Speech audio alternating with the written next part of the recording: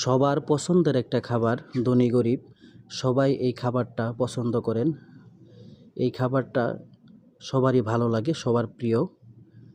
তো এই খাবারটাই হচ্ছে বাংলাদেশের ঐতিহ্য খাবার। গ্রাম থেকে শহর পর্যন্ত, দেশ থেকে বিদেশ সবাই এই খাবারটা পছন্দ করেন।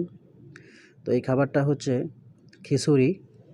তাই আমি এইটাকে ভাতের চাউল দিয়ে অথবা মোটা মিনিকেট চাউল দিয়ে আমি এই খিচুড়িটা করব। এইভাবে আপনারা খাইছেন কিনা জানি না। এটা এইভাবে এই চাউল দিয়ে খিচুড়িটা রান্না করলে অনেক টেস্ট হয়। পোলাওয়ের চাউল থেকে এই ভাতের চাউলের খিচুড়ি অনেক মজা হয়। এটাকে আপনি ঝরঝরাও করতে পারবেন এবং এটাকে নরমও করতে পারবেন। তো আমরা দেখেন কিভাবে কি করতেছি। প্রথম হাঁডির ভিতরে তেল দেওয়ার পরে পেঁয়াজ দিয়েছি, এলাচ, দারচিনি, তেজপাতা, এরপরে আদা রসুন, এরপরে দিয়ে দিলাম হলুদ মরিচের ফাঁকি। এখানে আপনি যতটুক রান্না করবেন, আপনার যতটুক প্রয়োজন অতটুক অনুযায়ী আপনি এখানে মশলা ব্যবহার করবেন।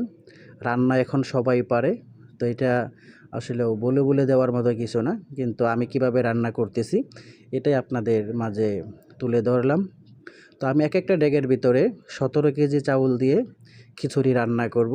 এই দেখতে পাইতেছেন আপনারা, সবগুলো ডেগের ভিতরে একসাথে রান্না হইতেছে। জাস্ট এখানে আমি মশলাগুলো দিয়ে দিচ্ছি। তো এখন লবণ দিয়ে দিলাম। সবগুলো হাঁডির ভিতরে সেমভাবে মশলাগুলো দেওয়ার পরে এখানে দিয়ে দিব এখন সবজি। এটাকে আমি আজকে সবজি দিয়ে রান্না করব। সবজির পরিমাণটা কম থাকবে। সবজিটা হচ্ছে এখানে আমি দিয়েছি আলু, গাজর, বরবটি, পেঁপে। আপনার পছন্দ অনুযায়ী আপনি এখানে সবজি অ্যাড করতে পারবেন। আমার পছন্দ এই কয়টা সবজি, এর জন্য আমি এগুলোই দিলাম। তো এই ক্ষেত্রে আমি চাউলগুলো আগ থেকে 40 থেকে 30 মিনিট পর্যন্ত পানিতে ভিজিয়ে রাখছি। এরপরে এটাকে ভালোভাবে ওয়াশ করা হয়েছে। চাউলের সাথে মুগ ডাউল আর হচ্ছে মসুরির ডাউল। মসুরির ডাউল কিন্তু খিচুড়ির টেস্ট বাড়ায়। এটা আপনারা জানেন কি না আমি জানি না। ডাউল যত বেশি দিবেন খিচুড়ির টেস্ট তত ভালো হবে। তো আমি মুগ ডাউলগুলো কিন্তু ভেজে নিয়েছিলাম।